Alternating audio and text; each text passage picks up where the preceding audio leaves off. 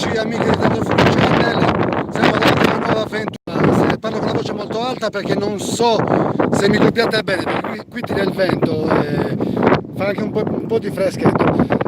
Siamo su una vetta di uno dei punti di controllo della piana di Perras de Fogo verso Tertenia, in territorio di Tertenia. Questo nuraghe è un nuraghe che non viene nominato da nessuno perché è uno dei classici nuraghi senza voce, per cui è nata a caccia di nuraghi. Ok, a caccia di nuraghi della che è il canale YouTube di A Caccia di Nuraghi. Come vedete siamo dinanzi al nuraghe con tutto questo materiale di crollo. Eccoci qua, guardate un po'.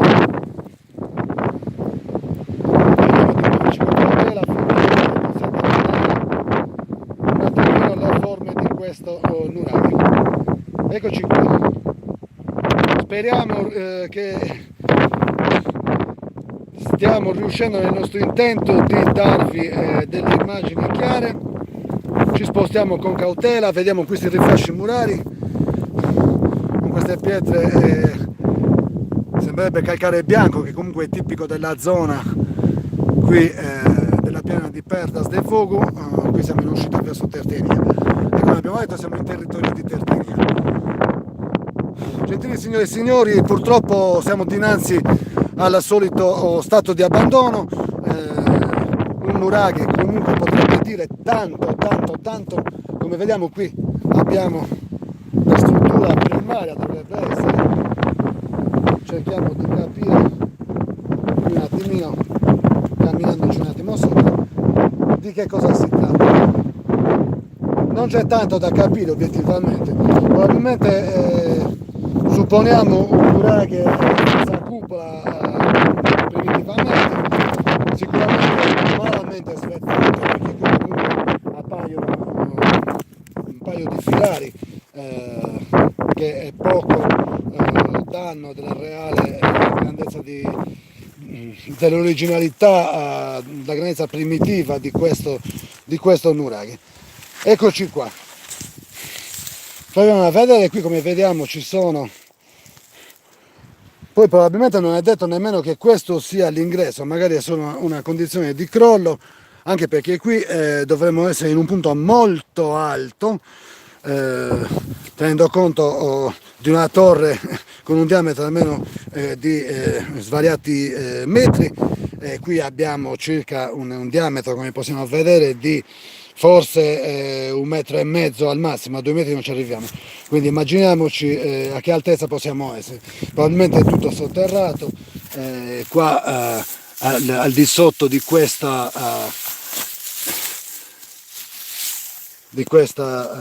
cupola qua, o falsa cupola come viene chiamata tecnicamente, come vediamo è tutto abbastanza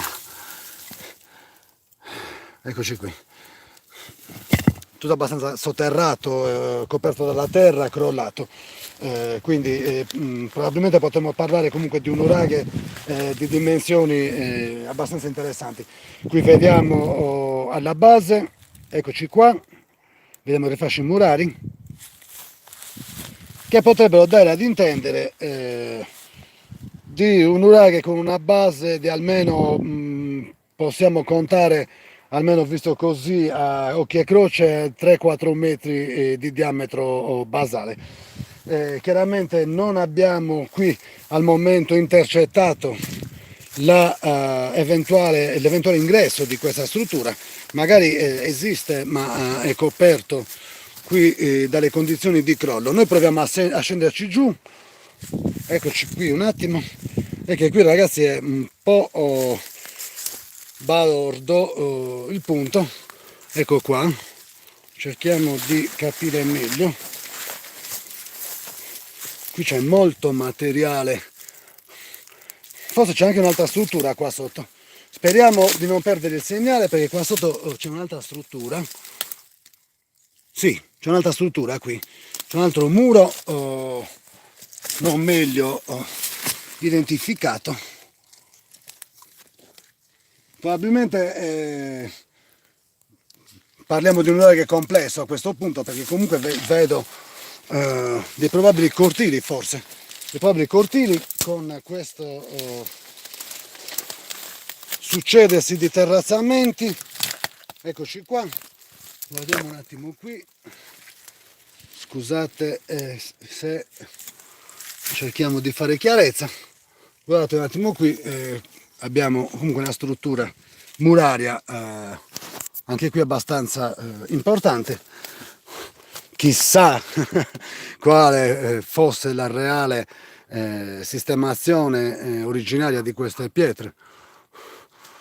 Qui siamo spersi in mezzo alla natura. Come vediamo ci sono, non abbiamo capito se sono cornacchie che ci fanno compagnia. Cerchiamo di risalire un attimino nuovamente queste murature. Eccoci qua. Proviamo a passare dal di dietro. Ci sono diversi terrazzamenti, vedete anche qui abbiamo dei grossi blocchi che determinano dei filari di costruzione. Ecco qui. Qua probabilmente siamo incontro a un'altra torre, ma non è tanto agibile da poter determinare così. Cerchiamo di infilarci un po' in mezzo. Ok, sì, probabilmente anche qua siamo davanti, come vedete, siamo davanti minimo a degli ambienti comunque sotterrati che potrebbero essere anche dei cortili, ma comunque non vogliamo azzardarci, facciamo solo considerazioni in base alle esperienze che abbiamo fatto nelle altre escursioni, in tutte le altre strutture che ormai stiamo costantemente visitando, e chiaramente è normale venire che vengano fatti dei raffronti.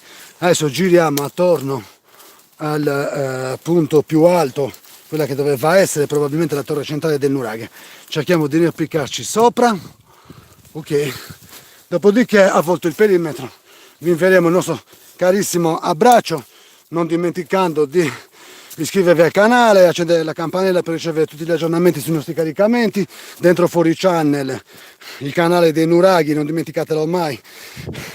Nuraghi che tratta anche altri argomenti, ma come vedete stiamo cercando di essere presenti con grandi sacrifici a tutti i nostri cari iscritti che meritano, per il sostegno che ci danno, comunque un abbraccio e la nostra stima con quello che stiamo cercando di fare per tutti.